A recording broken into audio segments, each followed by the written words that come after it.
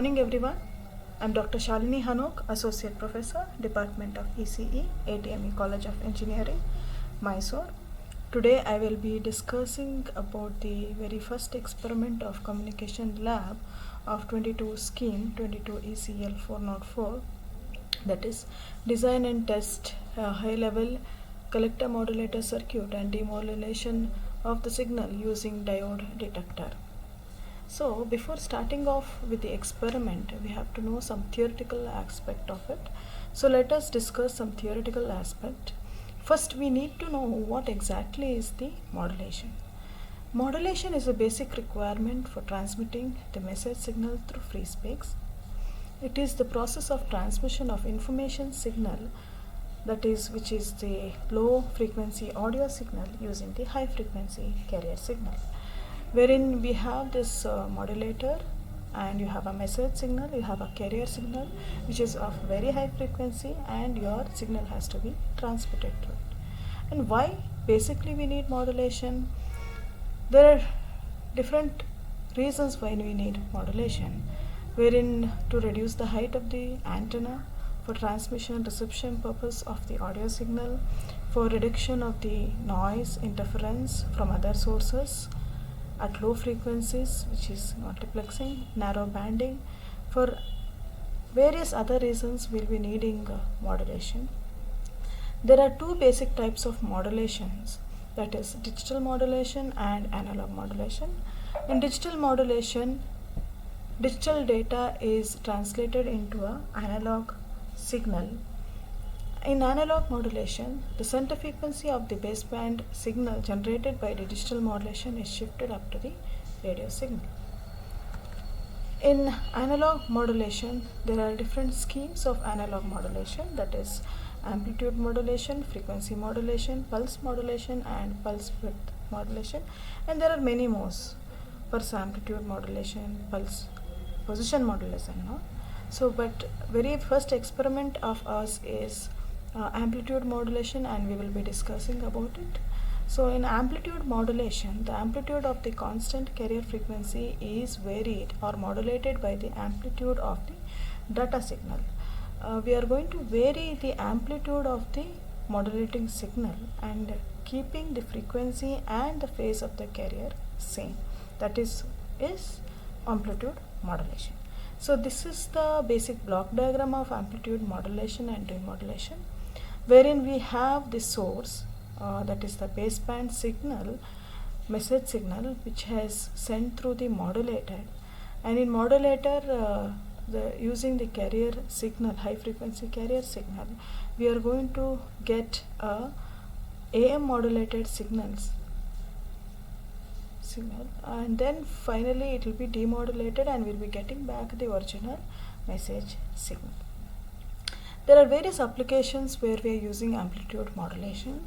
For entertainment purpose, that is AM radio, music, talk radios, and business field also we are using amplitude modulation, CB radios to relay shipment progress and conference calls, government in police officers keeping contact with the station or relaying the information and location of the suspect, personnel in cell phones, walkie-talkie for chatting with friends, military purposes, and various other reasons, other applications will be using amplitude modulation, and it is a very basic and a very old modulation scheme, that is amplitude modulation, which is being followed now also.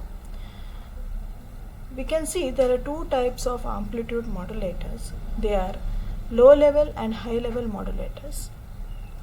In low level modulators, it generates AM with small signal and must be amplified before transmission. In high level modulators, produce AM at high power levels, usually in the final amplification stage.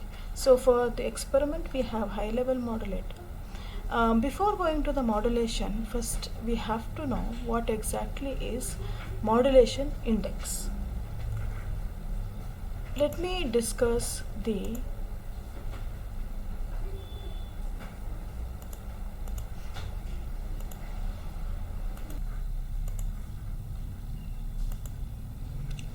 let me talk about modulation index.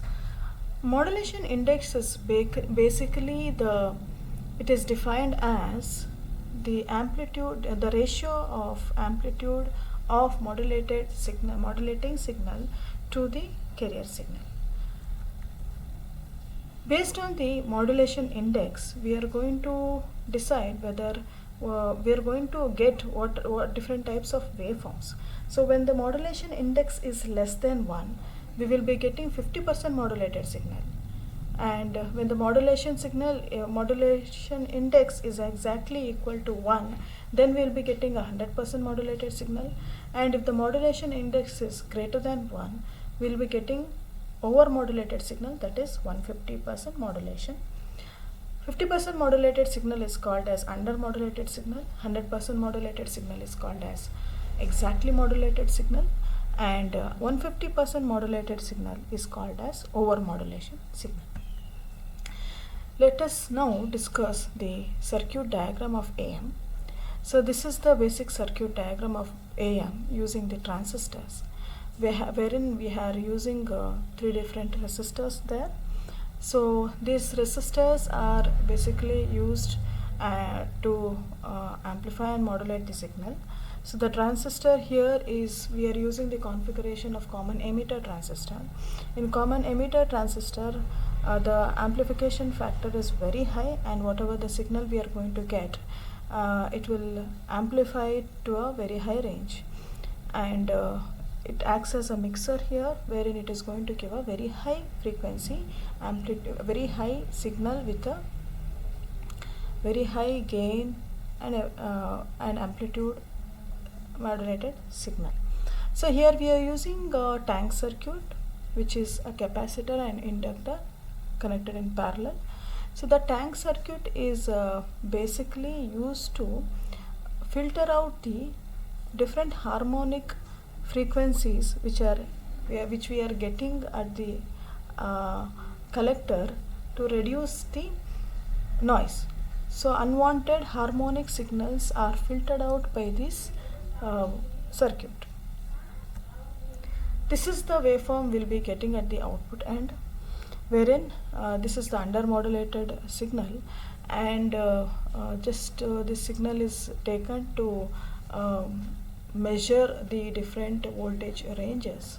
So here we have A, which is marked on the graph, wherein A is the highest voltage.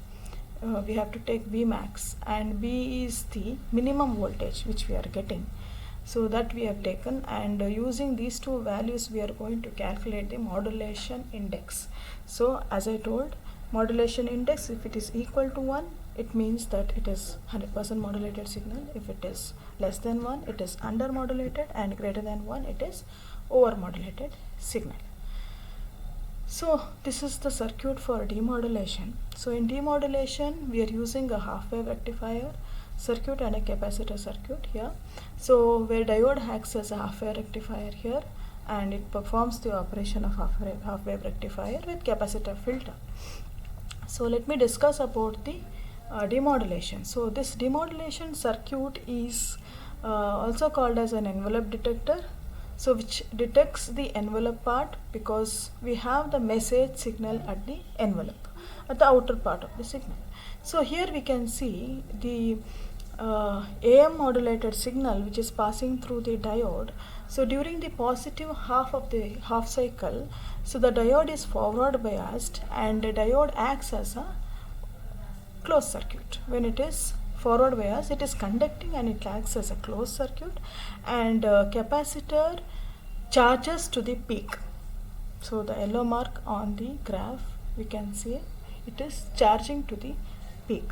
So after that, when for the negative half cycle, there is this diode doesn't conduct, and the path is open, so the capacitor discharges till the next peak through resistor R.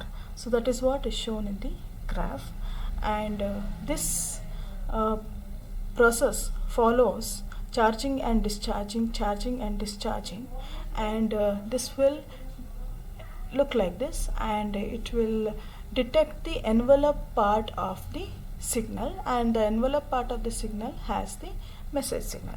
And again we have to make sure what kind of a resistor and capacitor value we are going to select in demodulation part, because if RC is too small, then we'll be getting a graph something like this. It charges and discharges very fast. So if charging discharging is very fast, then we'll get a graph like this, which looks like a distorted waveform. It doesn't look like a recovered message signal in detector part, but it looks like a interference within the signal.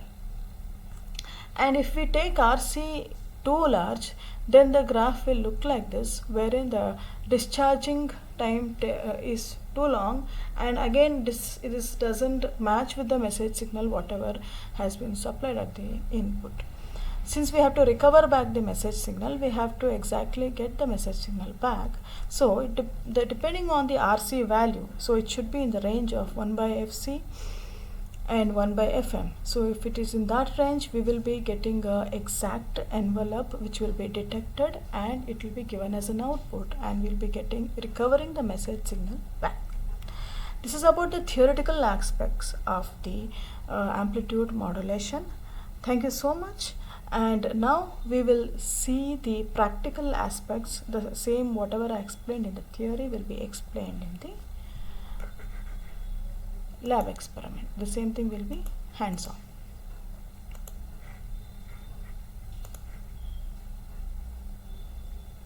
Now let us see the experiment done in the lab. The components here we are using a cylinder transistor and two capacitors and the resistors. This is the carrier wave frequency which we are giving. This is the M of t, that is message signal from the signal generator we are giving, and this is the circuit. We have rigged up the circuit here, and the modulated signal which we are getting is like this. This is intermodulated signal which we are getting, that is 50% modulation index. If we vary the message signal here, we will be getting perfectly modulated signal at one point, where A minimum is 0. This is perfectly modulated signal. If we still vary the message signal, we will be getting over modulated signal.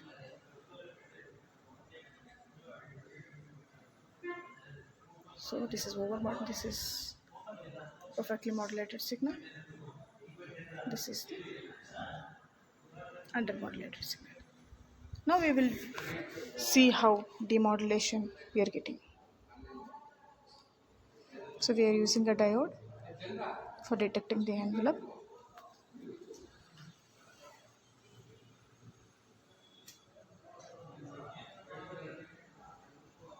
Okay, it's here.